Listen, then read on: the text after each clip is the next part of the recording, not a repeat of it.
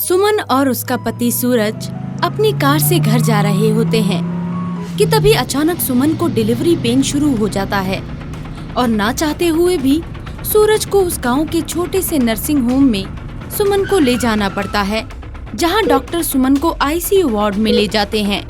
और कुछ देर के बाद वो बाहर आकर सूरज से बोलते हैं, आपके बेवे ने एक मरे हुए बच्चे को जन्म दिया है।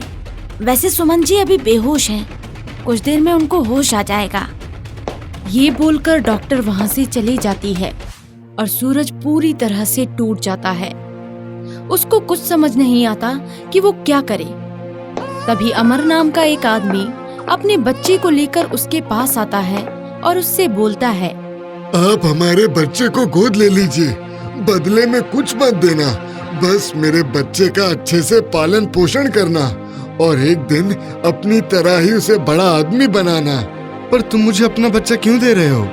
इस गरीब की इतनी औकात नहीं है मालिक कि मैं अपनी बीवी और बच्चे को 2 वक्त की रोटी खिला सकूं। अब मेरी जिंदगी भी मेरे हाथ में नहीं है, पर आप मेरे बच्चे को गोद ले लेंगे तो मेरे बच्चे का भविष्य बन जाएगा और आपकी बीवी भी बच जाएगी। अमर की बात सुनकर सूरज उसके हाथों से बच्चे को लेकर अपनी बीवी के पास जाकर खड़ा हो जाता है। सूरज खड़ा होकर अपनी बीवी को देख रहा होता है कि तभी सुमन सूरज को आवाज देकर उससे बोलती है, देखिए ना, आज आपका बेटा अंश 25 साल का हो चुका है, पर अब भी इसकी हरकतें बच्चों वाली ही है।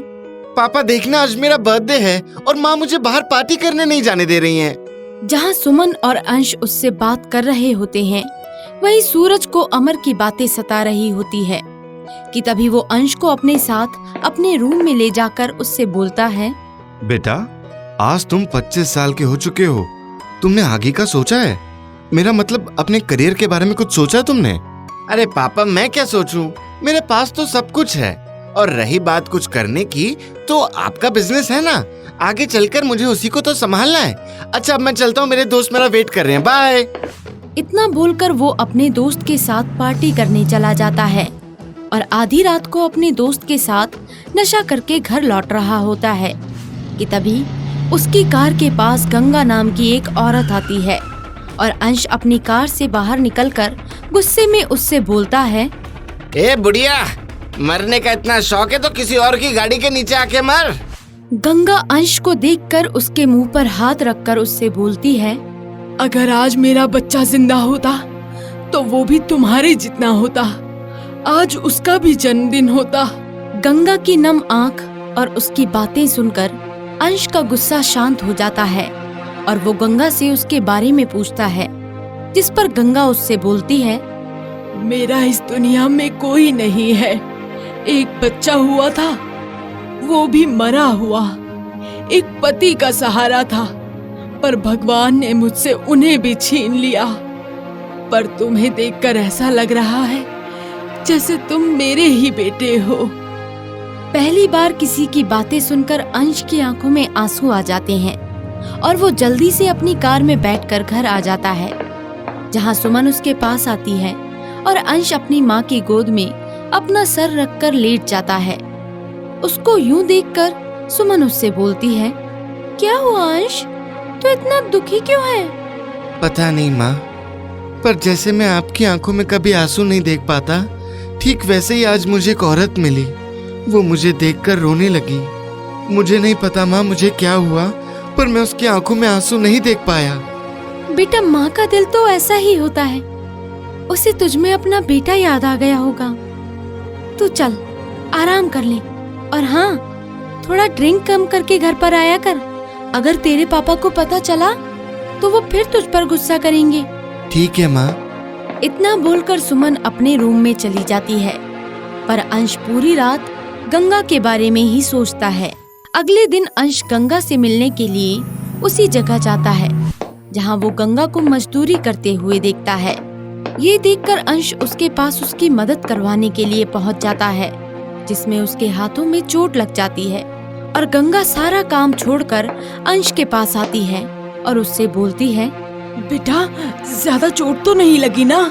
नहीं, मैं ठीक हूँ। वैसे आप यहाँ अकेली रहती हैं?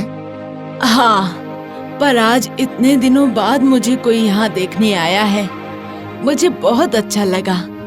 तुम्हारी माँ बहुत किस्मत वाली है जिसे तुम जैसा बेटा मिला। पता नहीं ऐसा क्या है जो मुझे आपकी बार बार याद दिलाता है। क्या आप मेरे साथ घर चलेंगी? इतना बोलकर अंश गंगा को जबरदस्ती अपने घर ले जाता है। गंगा को अपने घर में देखकर सूरज हैरान हो जाता है, पर अपनी बीवी और अंश के कहने पर वो गंगा को अपने घर में रहने की जगह दे देता है। देखते ही देखते अंश का झुकाव गंगा की ओर बढ़ने लगता है और गंगा का प्यार अंश के लिए देखकर सुमन को अच्छा नहीं लगता। और एक दिन सुमन गंगा के पास जाकर उससे बोलती है, अंश के बोलने पर मैंने तुम्हें अपने घर में रहने की जगह दी और तुम आज मुझसे मेरे ही बच्चे को छीनने की कोशिश कर रही हो। ऐसा मत बोलो बहन, ये तो एक माँ का दिल है जो अपने बच्चे के लिए तड़प रहा है और मैं अंश को अपना बेटा मानती हूँ। उसे तुमसे दूर करने का मेरा कोई इरादा नहीं है। अगर ऐसा ही है तो मेरे घर से चली जाओ।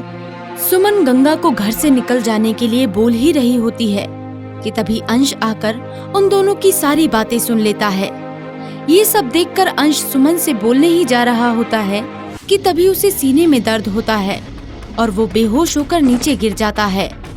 अंश की ये हालत देखकर गंगा और सुमन उसको हॉस्पिटल ले जाते हैं, जहां डॉक्टर उनको अंश के हार्ट सर्जरी के लिए बोलता है।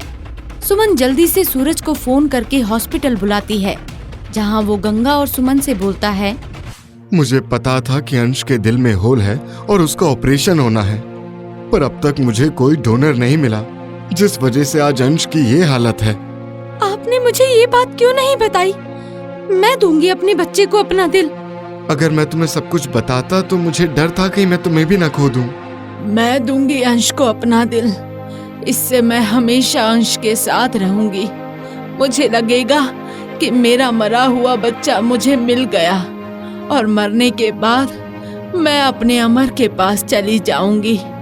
गंगा, सुमन, आज तुम दोनों को एक सच बताना बहुत जरूरी है। कैसा सच? सूरज उन दोनों को सारा सच बता देता है, जिसे सुनकर गंगा और सुमन की आंखों से आंसू नहीं रुकते।